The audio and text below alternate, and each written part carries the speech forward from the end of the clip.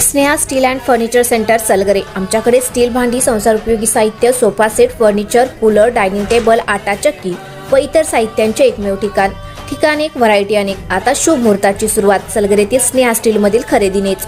वाजवी दर, सजवा फर्निचरने तुमचे घर। सर्व साहित्यावर बजाज फायनान्सची खास सोय उपलब्ध। स्टील भांड्यांना 5 वर्षे गॅरंटी, तर फर्निचर साहित्यास कीडवाळीपासून लाईफ टाइम वॉरंटी। खात्रीशीर खरेदीसाठी मिरज पूर्व भागातील एकमेव ठिकाण Sneha steel and furniture centre Salgare. आमचा पत्ता रवींद्र वस्त्रनिकेतन शेजारी सलगरे। संपर्क 90 96 25 91 38। प्रत्येक बातमीतील घटनेच्या वास्तविकतेची तुलना थेट पाहत रहा चांगली अपडेट।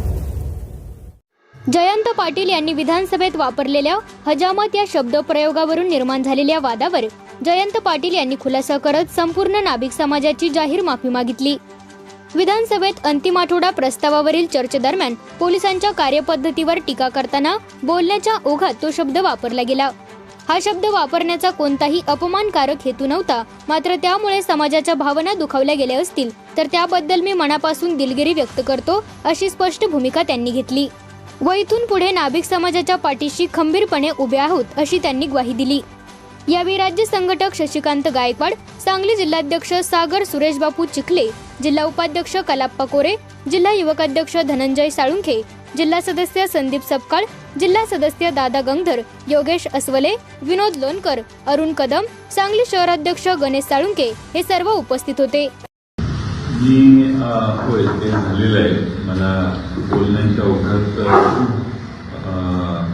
ही चूक घडलेली आहे आणि त्याबद्दल मी संपूर्ण नाभिक समाजाचं मनापासून दिलगिरी व्यक्त करतो। हे बोलण्याच्या ओघात आणि पोलीस दलांनी त्या ठिकाणी पुढे शोधच घेतलेला नाही आणि 15 दिवसानंतर देखील गुन्हेगार सापडलेला नाही। त्या रागापोटी बोलण्याच्या ओघात तो शब्द माझ्याकडून गेला आणि नाभिक समाजाला मी विनंती करेन की मी त्यांची दिलगिरी व्यक्त करतो। अशी चूक योग्य झाली आंदोलन सुरू असं सांगितलं नाभिक समाजाला। मला माहीत नाही, माझी त्यांना विनंती आहे की शेवटी बोलण्याच्या ओघात मी बोललेलो आहे, त्यामुळं दिलगिरी व्यक्त करतो। अशी चूक व्हायला पाहिजे असं मला वाटतं। महाराष्ट्र नाभिक महामंडळ सांगली जिल्हाध्यक्ष सागर चिखले, मी या नात्याने आता सांगू इच्छितो की आत्ता इथं माननीय जयंत पाटील साहेब यांची आमची भेट झाली। काल हिवाळी अधिवेशनात जो साहेबांकडून बोलत असताना आमच्या नाभिक समाजाच्या भावना दुखावेल असा एक त्यांच्यातून वाक्यप्रचार केला। त्याबद्दल आम्ही साहेबांना आज भेटायला आलेलो।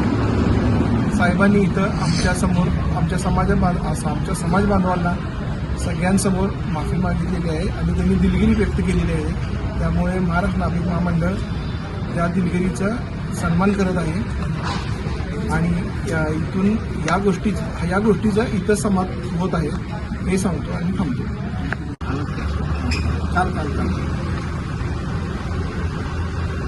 काल विधिमंडळ अधिवेशनामध्ये माननीय पाटील साहेब यांच्याकडून अनावधानानं नाभिक समाजाबद्दल ताबडतोब त्यांनी या विधानाबद्दल दिलगिरी व्यक्त केली। याबद्दल मी महाराष्ट्र नाभिक महामंडळ सांगली जिल्हा, त्याचबरोबर महाराष्ट्र नाभिक महामंडळ राज्य कार्यकारिणीच्या वतीनं त्यांना धन्यवाद देतो। त्यांनी आमच्या समाजाबद्दल जी आतुरता दाखवली, यापूर्वी दाखवलेली आहे, इथून पुढेही असा स्नेह आमच्याबरोबर राहावं अशी इच्छा व्यक्त